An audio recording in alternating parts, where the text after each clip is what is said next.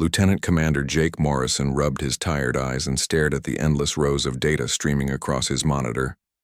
The Deep Space Monitoring Station on Luna had been his home for 3 years now, and every day felt exactly the same. Numbers, patterns, cosmic background radiation, and more numbers. The coffee had gone cold hours ago, but he barely noticed anymore.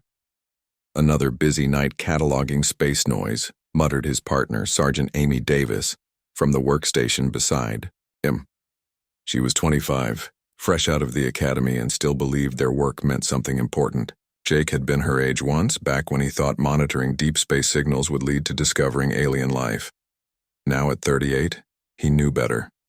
Space was big, empty, and very quiet.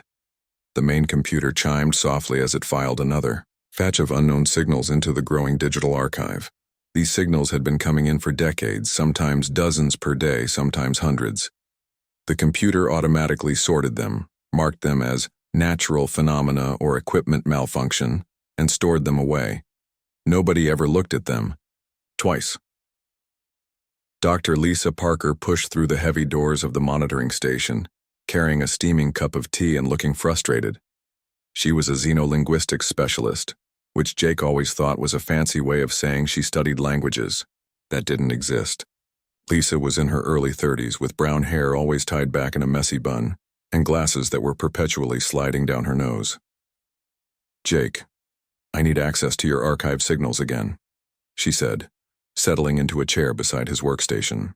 "I'm working on a research project about background radiation patterns, and I think some of your space noise might actually be useful." Jake shrugged and pulled up the access codes. "Help yourself, Doc. We've got about 50 years worth of random signals just sitting there. Most of it's probably just pulsars and solar flares, but knock yourself out."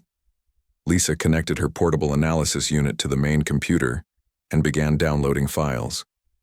The station fell back into its usual quiet routine, with only the hum of computers and the distant sound of air recyclers breaking the silence. Hours passed. Jake dozed at his desk while Amy worked on equipment maintenance reports. The moon's surface outside their reinforced windows showed the same gray, cratered landscape it had shown for billions of years. Earth hung in the black sky like a blue marble, peaceful and unaware of the 3 people sitting in a metal box trying to listen to the universe. "Oh my God." Lisa's voice cut through the quiet like a laser. Jake jerked awake, nearly spilling his cold coffee. Amy looked up from her report, startled by the urgency in Lisa's tone. "What's wrong, Doc?" Jake asked, trying to shake the sleep from his brain. Lisa was staring at her screen, her face pale. "These signals, they're not random. There are patterns. Here, repeating sequences, mathematical progressions. This isn't background radiation, Jake. These are messages." Amy walked over to look at Lisa's monitor. "Messages from who?" "I don't know yet, but look at this." Lisa pulled up a visual representation of the signal patterns. Waves and spikes danced across the screen in complex, clearly artificial arrangements. "See how this sequence repeats every 47 minutes? And this other pattern that shows up in signals from completely different parts of the galaxy? This is organized communication." Jake felt a chill run down his spine. He'd been filing away alien messages for 3 years without knowing it. "Are you sure? I mean, absolutely certain?" "I've been analyzing this data for 6 hours, Lisa said, her voice shaking with excitement. "I've found mathematical constants, prime number sequences, and what looks like coordinate systems. Jake, we've been receiving messages from dozens of different sources across the galaxy, maybe hundreds." The 3 of them stared at the screen in stunned silence. The implications were staggering. Earth wasn't alone. Not only that, but other civilizations had been trying to contact them for decades, and humanity had been completely ignoring them. "How many messages are we talking about?" Amy asked quietly. Lisa pulled up another screen showing file directories stretching down for pages. "Conservative estimate, about 30,000 individual transmissions from at least 60 different sources. Some of the sources have been sending regular messages for over 40 years. Jake felt sick. 40 years of alien contact attempts, and we've been treating them like spam mail. "It gets worse," Lisa continued, opening another analysis window. "I've managed to decode some of the basic mathematical portions. Jake, some of these messages, they're distress calls. Look at this pattern here. It's the same mathematical sequence you'd use to indicate emergency or urgent assistance needed. This signal has been repeating the same message every 6 hours for the past 8 months. Amy sat down heavily in her chair. Someone out there has been screaming for help for 8 months and we didn't even know. Lisa nodded grimly. And that's just one message. I'm seeing similar patterns in dozens of other transmissions. Emergency signals, what might be trade negotiations, diplomatic overtures, even what could be scientific data exchanges. The galaxy has been trying to welcome us into some kind of community, and we've been completely silent. Jake stood up and began pacing the small room. We need to contact Earth Command immediately. This changes everything. Humanity isn't alone, and we've been accidentally ignoring our neighbors for 50 years. Wait, Amy said, holding up her hand. Before we send word to Earth, shouldn't we try to respond? I mean, if someone's been calling for help for 8 months. Lisa looked up from her screen. I've been thinking the same thing. The basic mathematical portions aren't too hard to decode. I think I could put together a simple response message. Something to let them know we're finally listening. Jake stopped pacing and looked at both women. The weight of the moment settled on his shoulders. They were about to make first contact with alien life from a monitoring station on the moon with a staff of 3 people and equipment designed to catalog background radiation. What would we even say? He asked. Lisa smiled for the first time that night. How about something simple and honest? Earth receiving. We apologize for the delay. How can we help? Jake nodded slowly. In the span of a few hours, everything had changed. Humanity was no longer alone in the universe, and apparently, the universe had been waiting patiently for them to join the conversation. Do it, he said. Send the message. As Lisa began composing humanity's first intentional communication with alien life, Jake looked out at Earth hanging in the darkness. Soon, his home planet would wake up to discover they'd been part of a galactic community all along. They just hadn't been checking their messages. The response came faster than anyone expected. Within 12 hours of Lisa's first message, Earth's communication networks nearly crashed from the flood of incoming signals. Every deep space monitoring station on the planet and in orbit began receiving thousands of transmissions simultaneously. Captain Ryan Walsh stood in the newly constructed command center at Houston Spaceport, watching dozens of technicians scramble to process the alien communications. The building still smelled of fresh paint and new electronics. 3 weeks ago, it hadn't even existed. Now it was the center of humanity's first contact with alien life. Status report. Ryan called out to the chaos around him. Dr. Lisa Parker, now wearing the uniform of Earth's brand new Xenocommunications Division, looked up from her workstation. We're receiving over 10,000 individual messages, Captain. The computer systems are having trouble keeping up with the volume. Any idea what they're saying? Some of it, yes. Lisa pulled up a translation on her main screen. Most of them are variations of, "Finally you answered," and "We've been waiting for you." But Captain, there's something strange. Many of these messages refer to us as the Silent Watchers, or the Observers from Sol. They seem to think we've been deliberately ignoring them. Ryan frowned. Deliberately? Why would they think that? Engineer Megan Cross looked up from her workstation across the room. I think I know why. I've been analyzing our old radio and television broadcasts, the ones that have been leaking into space for the past century. To anyone listening, it would look like we have incredibly advanced technology. Our entertainment shows, our news broadcasts, even our commercials showcase things that most of these alien civilizations don't have. Like what? Pocket computers, global communication networks, advanced manufacturing. Captain, what we consider normal everyday technology is apparently centuries ahead of most of the galaxy. Security Chief Danny Price, a large man with graying hair and suspicious eyes, shook his head. That doesn't make sense. If we're so advanced, why haven't we been exploring space? Why are we just now making contact? Lisa turned to face the group. I think I can answer that. I've been talking with one of our contacts, someone who calls himself Ambassador Zektar. He's from something called the Theta Consortium, According to him, most alien civilizations developed space travel before they developed advanced computing or material science. They've been flying around the galaxy in relatively primitive ships for thousands of years, but they're still using technology that's roughly equivalent to our 1960s level. Ryan sat down heavily in his chair. So while they were exploring space, we were developing everything else. Exactly. And from their perspective, we must have seemed like some kind of super advanced species that was too sophisticated to bother with galactic politics. They've been trying to contact us for decades, hoping we might share our technology or at least acknowledge their existence. The main communication screen flickered to life, showing a blue-skinned humanoid figure with large, dark eyes. The creature's mouth moved, but the words came through the translation system in clear English. "Greetings, people of Earth. I am Ambassador Zektar of the Theta Consortium. We are honored that you have finally chosen to speak with us. We have urgent need of your assistance." Ryan stood up and walked to the screen. "Ambassador, this is Captain Ryan Walsh of Earth. We're honored to meet you. You mentioned urgent assistance. What kind of help do you need?" The alien's expression grew grave. "Captain Walsh, the galaxy is in crisis. A species we call the Void Swarm has been consuming entire star systems in the Outer Rim. 3 major civilizations have already fallen. We had hoped that your people, with your advanced technology, might be able to help us find a solution." "Void Swarm?" Ryan looked at his team. "We don't know anything about this threat. Can you provide us with more information?" "Of course. We are preparing a data package now. However, I must tell you that the situation is desperate. The Galactic Council has been unable to agree on a response.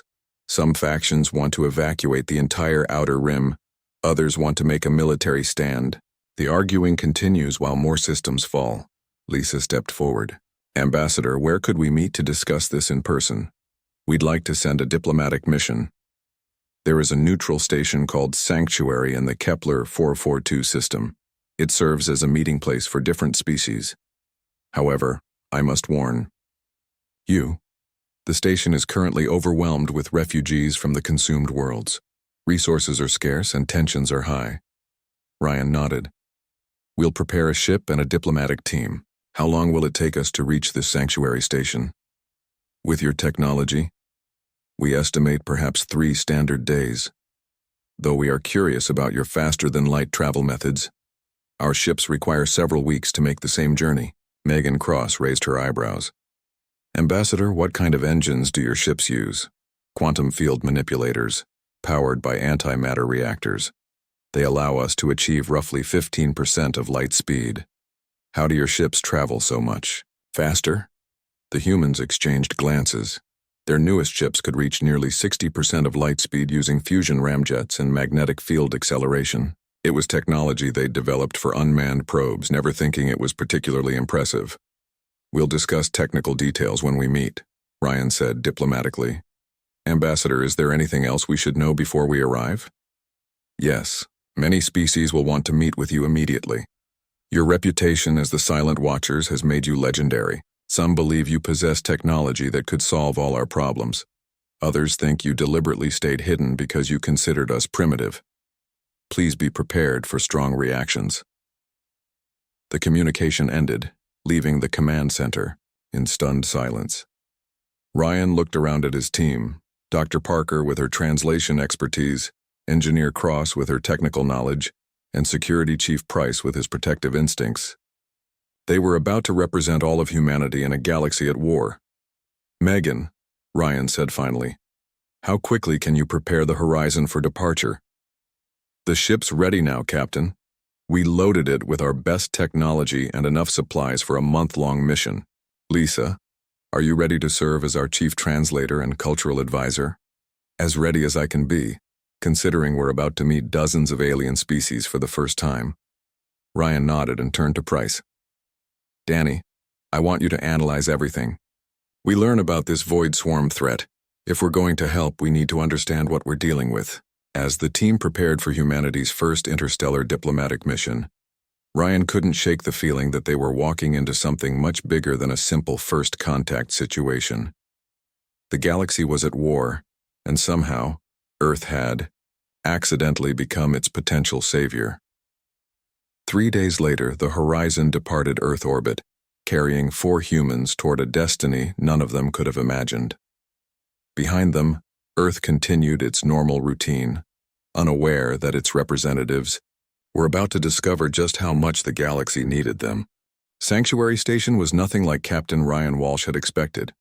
The massive structure stretched for miles in all directions, a patchwork of different architectural styles showing where various alien species had added their own sections over the centuries. But what struck him most was the chaos. Thousands of refugee ships floated around the station like a metallic cloud. Some were sleek and elegant, others looked like flying rocks with engines attached. All of them were packed with displaced beings, fleeing the Void Swarm's advance. "My God," whispered Dr. Lisa Parker as their ship, the Horizon, approached a docking bay. "How many refugees are there?" Ambassador Zekatar's voice came through their communication system. "Nearly 2 million beings from 47 different worlds. The station was built to handle 50,000 residents at most. We are struggling." The docking bay was cramped and noisy. As soon as the Horizon's doors opened, Ryan and his team were hit with a wall of sounds, smells, and sights they'd never experienced. Aliens of every shape and size moved through the corridors. Some walked on 2 legs like humans, others slithered, floated, or rolled. The babble of different languages was overwhelming. "Captain Walsh," Ambassador Zekatar approached them, flanked by 2 other aliens. One looked like a walking crystal formation. The other resembled a large, intelligent octopus in a water-filled mobility suit. "Welcome to Sanctuary Station. I am afraid you see us at our worst." Ryan shook the ambassador's hand, surprised by how warm and familiar the gesture felt. "We're here to help however we can." "That is what we hope to hear. Allow me to introduce Council Member Veltar of the Crystalline Collective and Admiral Glunith of the Aquatic Federation. They represent 2 of the 3 major powers trying to coordinate the refugee crisis." The crystal being spoke in a voice like wind chimes. "We have heard much about Earth's advanced technology. Our power systems are failing under the current load. Can your people assist?" Engineer Megan Cross stepped forward. "What kind of power generation do you use?" "Fusion reactors, supplemented by solar collection arrays. But the efficiency is poor, and we cannot generate enough energy for so many refugees." Megan pulled out her tablet and showed them some basic diagrams. "We might be able to help. Our fusion reactors are much more efficient than what you're describing. We could probably double your power output with some modifications." The aliens exchanged glances. Admiral Glunith spoke through her translator, her tentacles waving excitedly. "Double? That would solve our immediate power crisis. What would you need?" "Just some basic materials and access to your reactor systems. This is pretty standard technology for us." Ryan noticed the shocked expressions on the aliens' faces. What Megan considered standard technology was apparently revolutionary to them. Over the next few days, the human team split up to help with different aspects of the crisis. Engineer Tony Phillips, who had arrived on a second ship, worked with alien technicians to upgrade their power systems. The improvements were dramatic and immediate. Energy rationing ended and the refugees could finally have adequate heating and lighting. Dr. Kate Sullivan, the mission's medical officer, found herself overwhelmed by the number of sick and injured refugees. Many suffered from exposure to Void Swarm toxins, a poison that alien medicine couldn't treat effectively. Kate's human medical knowledge, combined with Earth's advanced pharmaceuticals, proved remarkably effective against the alien toxins. "It's strange," Kate told Ryan during one of their evening briefings. "Their medical technology is advanced in some ways but primitive in others. They can perform surgery I couldn't imagine, but they don't have basic antibiotics that we've been using for over a century." Meanwhile, Dr. Lisa Parker worked with refugee camp coordinators to improve living conditions. The aliens had been trying to house the refugees using traditional methods, but the sheer numbers made it impossible. Lisa suggested applying human logistics principles, standardized housing units, efficient distribution networks, and centralized resource management. "You manage resources like a military operation," observed Council Member Veltar as they watched supply lines move with new efficiency. "We learned these techniques during our own disasters. Lisa replied. When you have limited resources and many people in need, organization becomes crucial. But not everyone welcomed humanity's sudden prominence. War Prime Xylos of the hegemony of Keth had arrived at the station 3 days after the humans. He was a tall, imposing figure with metallic skin and glowing red eyes. His species had dominated galactic trade for centuries through their control of advanced technology and key trade routes.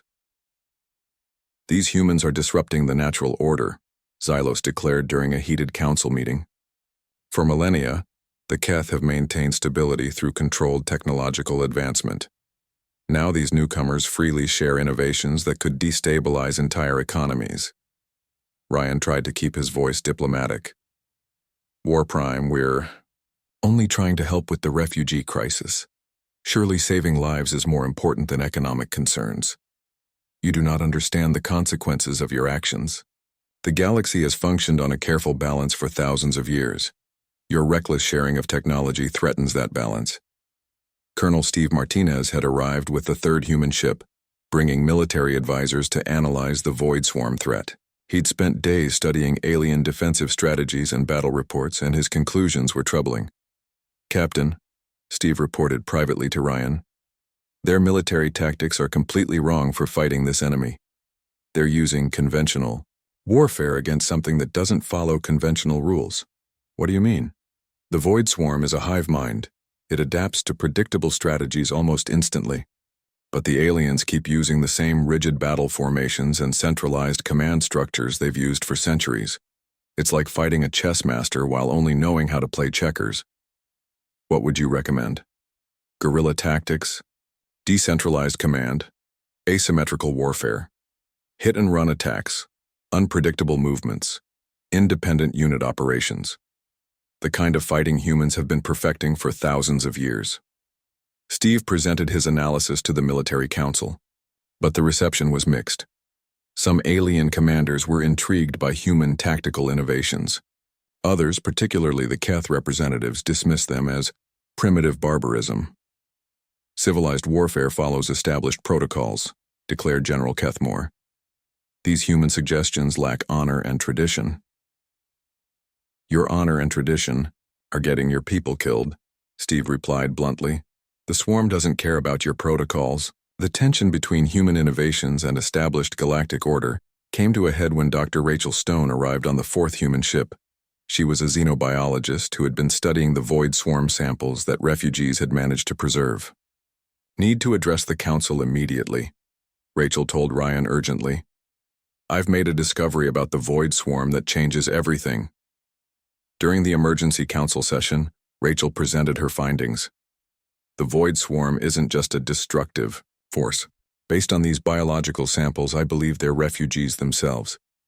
Their consumption of matter isn't random destruction. It's fuel collection for some kind of massive evacuation effort. The council chamber erupted in arguments. Some representatives demanded proof. Others called the theory impossible. War Prime Xylos stood up angrily. Even if this ridiculous theory were true, it changes nothing. The swarm must be destroyed before it consumes more worlds.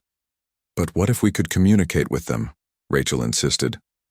What if we could help them find what they need without destroying inhabited systems? Communicate with monsters?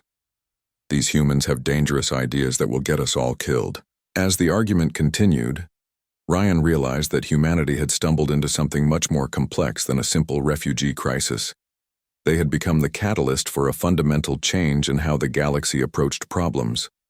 Their technology was impressive, but their different way of thinking might be even more valuable. The question was whether the established powers would allow that change to happen, or if they would fight to preserve the old ways, even if it meant letting the galaxy burn. The attack came without warning.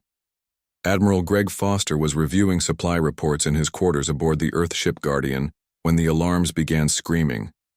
Red lights flashed throughout the ship as his crew rushed to battle stations. Admiral, we have multiple Keth warships approaching Earth's outer colonies, reported Lieutenant Commander Beth Williams from the bridge. They're demanding we surrender all human technology and withdraw from galactic affairs. Greg rushed to the command center, still pulling on his uniform jacket. Through the main view screen, He could see the Keth fleet, 20 massive warships, that dwarfed his small flotilla of 5 Earth vessels. The Keth ships looked like flying fortresses, covered in weapons and armor plating. "Open a channel," Greg ordered. War Prime Xylos appeared on screen, his metallic face twisted with anger. "Admiral Foster, you will order your ships to stand down immediately. The Keth Empire is claiming all human colonies and technology in the name of galactic stability. I'm afraid I can't do that, War Prime. These are human worlds and we don't surrender to threats." "Then you have chosen destruction. Your primitive ships cannot stand against the might of the Keth Empire." The channel closed and Greg turned to his tactical officer. "Analysis, Lieutenant." "Sir, their ships are much larger than ours, and they have us outnumbered 4-1. But our ships are faster and more maneuverable. Our weapons also appear to pack more power per ton than theirs. Then we fight smart, not big. All ships, implement formation Delta 7. We're going to show them how Earth does space combat."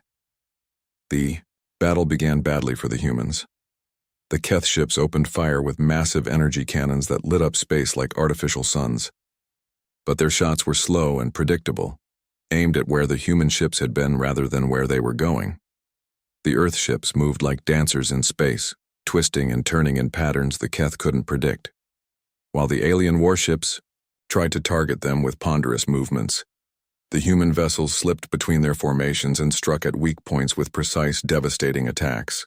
"Their armor is strong, but their engines are exposed," reported Weapons Officer Paul Chen. "If we can disable their propulsion, they become sitting targets."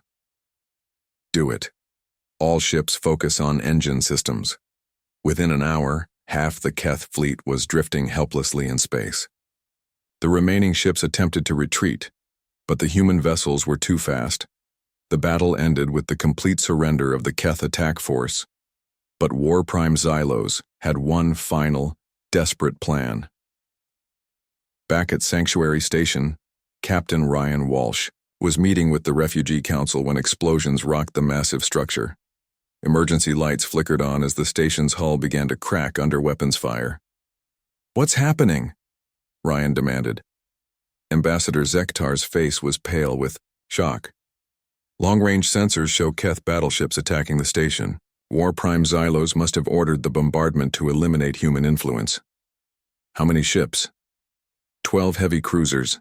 They're targeting the sections where humans have been working with refugees." Ryan grabbed his communication device. "All human personnel, this is Captain Walsh. Emergency evacuation protocols. Get to the escape pods now." But Engineer Megan Cross refused to leave her post in the power station. "Captain, if I abandon the reactor controls, the entire station will lose power. The life support systems for 2 million refugees will fail. Megan, you'll be killed if you stay there." "Then I guess I'm staying. Someone has to keep the lights on." Throughout the station, other humans made similar choices. Dr. Kate Sullivan remained in the medical bay, treating wounded refugees even as debris fell around her. Tony Phillips stayed at his post in the water recycling plant, knowing that his systems kept hundreds of thousands of beings alive. The Keth bombardment continued for 3 hours. They targeted refugee camps, medical facilities, and life support systems with calculated cruelty. By the time their weapons finally fell silent, thousands of innocent beings were dead or injured. But the attack had an unexpected consequence. Species that had been enemies for centuries suddenly found themselves united in outrage. The Crystal, beings of the collective, the Aquatic Federation forces, even the normally neutral trader guilds, all of them turned against the Keth Empire. "This is barbarism," declared Council Member Veltar, her crystal body glowing with anger. "To attack refugees and medical facilities violates every principle of civilized warfare." Admiral Gluneth's tentacles writhed with fury. "The Aquatic Federation formally declares war on the Keth Empire. Their actions cannot be forgiven." Within days, a massive coalition fleet assembled around Sanctuary Station. Ships from dozens of species arrived to join the fight against Keth. Tyranny. But they needed leadership, and they turned to the humans who had proven themselves in battle. Admiral Greg Foster found himself commanding the largest military force in galactic history, over 300 ships from 50 different species. The fleet was a nightmare to coordinate, with different technologies, languages, and tactical doctrines. But somehow, human flexibility and communication skills made it work. The decisive battle took place in the Keth home system. War Prime Xylos had assembled every remaining ship in the Empire for a final stand. His fleet was still impressive, nearly 200 heavy warships defending their homeworld. But this time, he faced an enemy unlike anything the galaxy had seen before. The Coalition fleet used human tactical innovations, fighting with unpredictable movements and coordinated strikes. Species that had never worked together before combined their unique abilities under human coordination. The crystal beings provided perfect communication networks. The aquatic species contributed advanced sensors that could track ships through hyperspace. The trader guilds knew every weak point in Keth technology. Under human leadership, these advantages became unstoppable. The battle was over in 6 hours. The Keth Empire surrendered unconditionally, and War Prime Xylos was removed from power by his own people. The Galactic Council voted to expel the Keth from all decision-making bodies and place their military under Coalition oversight. In the aftermath, Dr. Rachel Stone finally got permission to approach the Void Swarm with her communication theory. Working with rescued Keth scientists who had been studying the swarm in secret, she made a breakthrough that stunned everyone. "The Void Swarm isn't from our dimension," Rachel announced to the emergency council session. "They're refugees from a parallel universe where entities of pure energy are destroying all physical matter. The swarm has been consuming our matter to fuel massive engines designed to relocate their entire species to a safe dimension." "How can you be certain?" asked Ambassador Zektar. "Because I've managed to establish basic communication with them. The swarm isn't evil or destructive by nature. They're desperate. They're running from something so terrible that they're willing to consume entire star systems just to escape it." Captain Ryan Walsh felt a chill run down his spine. "What are they running from?" "Beings of pure energy that view physical universes as infections to be cleansed. According to the swarm, these entities have already destroyed thousands of parallel dimensions. Our universe could be next." The council chamber fell silent as the implications sank in. The Void Swarm wasn't the real threat. It was just the first wave of refugees fleeing from something infinitely worse. "Can we help them complete their evacuation without destroying more inhabited worlds?" Ryan asked. Rachel nodded slowly. "I think so. But it would require technology and coordination beyond anything the galaxy has ever attempted. We'd need to work together like never before." As the meeting ended, Ryan realized that humanity's role in the galaxy had changed forever. They were no longer just newcomers offering help. They had become the species that other civilizations looked to for leadership in impossible situations. The real test was about to begin. The journey to the galactic core took 2 weeks, even with the fastest ships in the Coalition fleet. Captain Ryan Walsh stood on the bridge of the flagship Unity, watching the star density increase as they approached the massive black hole at the galaxy's center. Around him, representatives from dozens of species worked together at control stations, their differences forgotten in the face of the cosmic threat they were about to confront. "Captain, we're receiving a transmission from the Void Swarm," reported Communications Officer Jenny Martinez. "It's coming through Dr. Stone's translation system." Dr. Rachel Stone looked up from her workstation, where she had been fine-tuning the communication link with the swarm's collective consciousness. "They're ready to begin the final phase of their evacuation, but they need our help to calibrate the dimensional engines." Through the main view screen, they could see the swarm's construction. It was impossible to comprehend the scale of what they had built around the galactic core. Millions of organic ships, each the size of a small moon, had formed a sphere around the black hole. The structure pulsed with bioluminescent energy, creating patterns that hurt to look at directly. "How many of them are there?" asked engineer Tony Phillips, who had spent days studying the swarm's technology.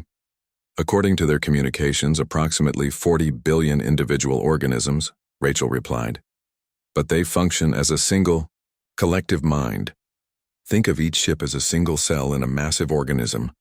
Ambassador Zektar, now serving as the Coalition's chief diplomat, shook his head in amazement. They've been building this evacuation system for over 50 years. Everything they consumed, every world they harvested, it was all to fuel this project.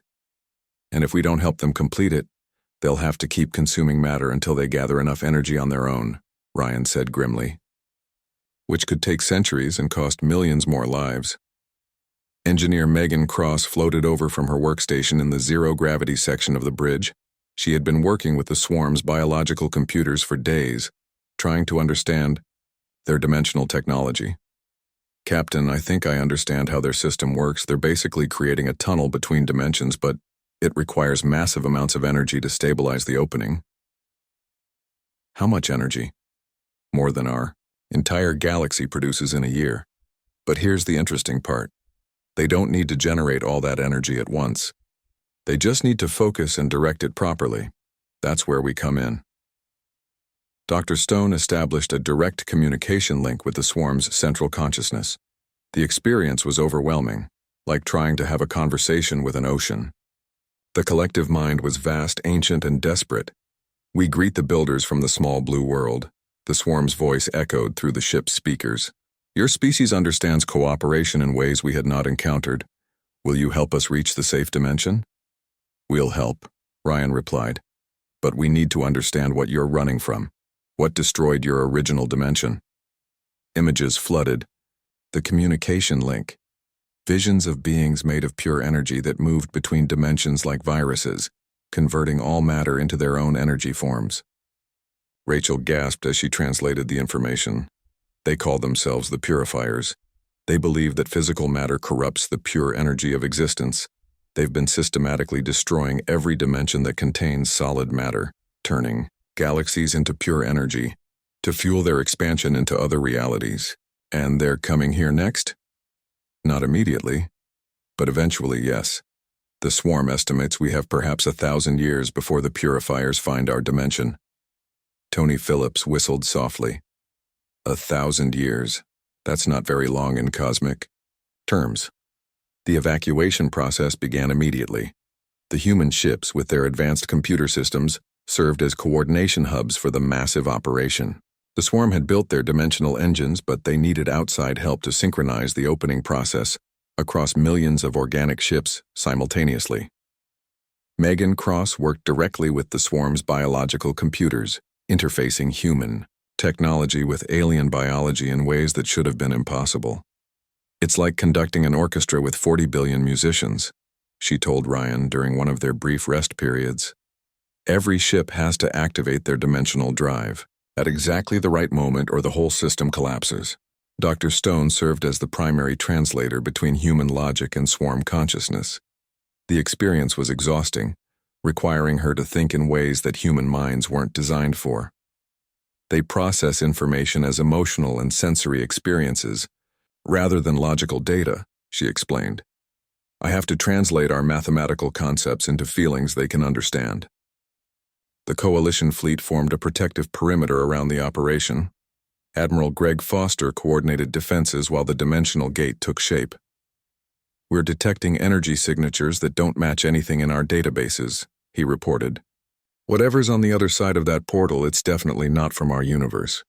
As the dimensional engines reached critical power, space itself began to bend around the galactic core. Stars seemed to stretch and twist, and the black hole at the center of the galaxy started glowing with impossible colors. Reality became fluid, shifting between dimensions as the portal stabilized. It's working, Megan announced, her voice filled with wonder. The dimensional gate is holding steady. The swarm can begin their exodus. The evacuation was beautiful and terrifying to watch. Millions of organic ships began flowing through the dimensional portal, like drops of living water pouring into an infinite ocean. Each ship that passed through sent back confirmation signals.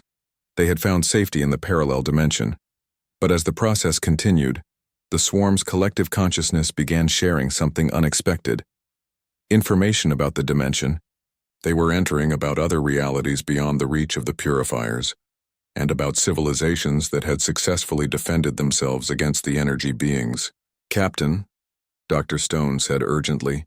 "The swarm is giving us detailed maps of parallel dimensions. They're showing us which realities are safe, which ones are already consumed by the purifiers, and which ones contain civilizations that might help us when the threat arrives. They're also sharing defensive technologies," added Megan. "Techniques for hiding entire star systems, ways to shield matter from energy conversion, even weapons that can damage pure energy beings." As the last of the swarm ships disappeared through the portal, their collective consciousness sent one final message. The small blue world species has the gift of bringing others together. When the purifiers come, you will not face them alone. We have told our new neighbors about Earth and its ability to unite the galaxy. Help will come when you need it most.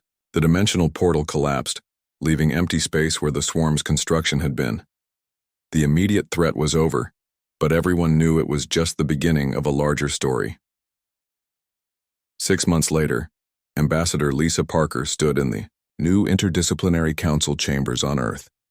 Representatives from every major galactic civilization sat together, planning for challenges that wouldn't arrive for centuries. The galaxy had learned to think in longer terms, to prepare for threats beyond individual lifespans.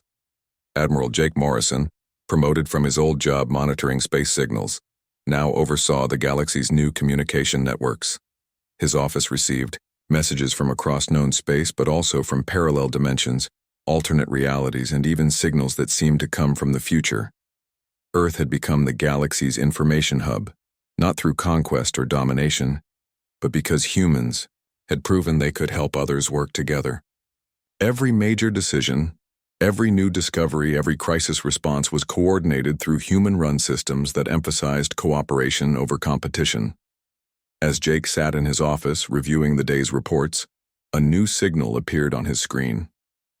It was marked as coming from another galaxy entirely, millions of light years away. The message was simple. "We've been watching your progress with interest. When you're ready to meet other galactic communities, we'll be here." Jake smiled as he opened the message file and began composing a response. After years of accidentally ignoring the universe's attempts to communicate, humanity had become its most reliable answering service. The galaxy was no longer in chaos.